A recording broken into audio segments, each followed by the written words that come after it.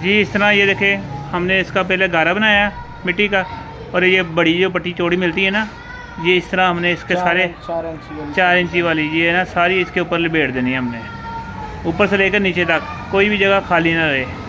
उसके बाद इसको सुखा लेना है, फिर इसके ऊपर एक बरीक मिट्टी की तय लगानी है हमने। उसके बाद फिर इसको आग में रखना है। ये नहीं कि जल्दी करनी है कि सिर्फ ऊपर पट्टी लपेटी और उसमें है ना आग में रख दें, उसका कोई फ़ायदा नहीं। फिर यदि हमारी जो मेहनत है वो ज़ाया चले जाएगी, क्योंकि इसमें हमने अब पारा भी डाला है, इसमें वो भी संभल फार भी डाला, शिंगर भी डाले हैं। इतनी मेहनत करके भी कोई चीज़ हमने ज़ाया कर देनी, उसका फ़ायदा क्या है। इसलिए थोड़ा सा टाइम ज़्यादा लगा लें, मगर ये एहतियात से सारा काम करें।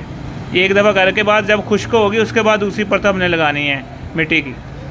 तो इंशाल्लाह जो बनाएगा हकीम, इंशाल्लाह उसको जिसको भी मरीज़ को देगा ना, तो इंशाल्लाह कामयाब रिज़ल्ट आएगा।